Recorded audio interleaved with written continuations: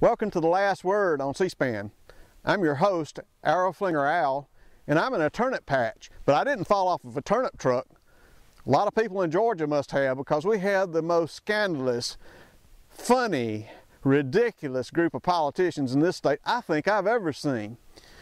And the segment on C-SPAN today was religion and politics, and I had great fun dealing with our governor, Nathan Deal. And since that program aired, old Nathan, he's been into all kinds of things. He wants to get his hands on the teachers and the state employees' pension money and put it in venture capital funds. This week he proposed a whole array of new taxes.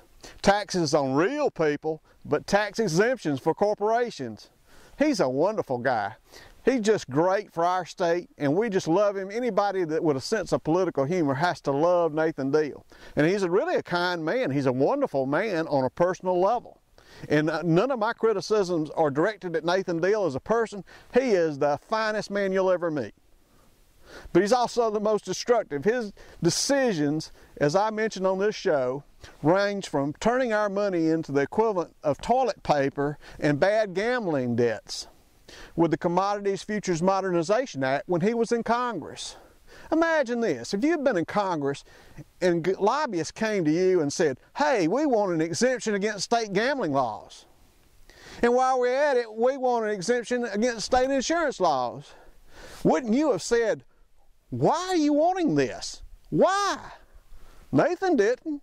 He and all the members of Congress, just about all of them, except for Ron Paul, went along with this charade. And now we have collapsing banks and financial systems, sovereign debt problems throughout the world, and you can tie it right back to that vote on the Commodities Futures Modernization Act. So old Nathan, he wasn't intending any harm. It's just the whole world seems to come to an end anytime Nathan Deal gets anywhere around money.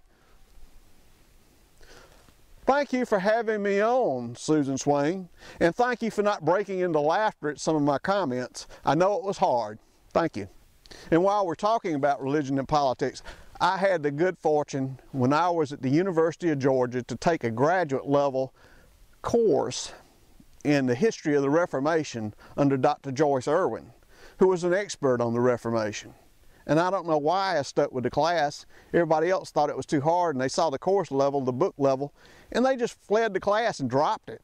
But I stayed with it, and it was the greatest thing, because what I learned about the Reformation was that the leaders, the great leaders of the Reformation, had a lot of political animus amongst each other. And they could split hairs theologically and just take it into a terrible personal level, just like we see among politicians today. They would threaten each other. They would threaten to cudgel each other, knock each other's brains out over religion. And one of them got hold of the political system in Geneva, John Calvin, and even had one of his rivals executed.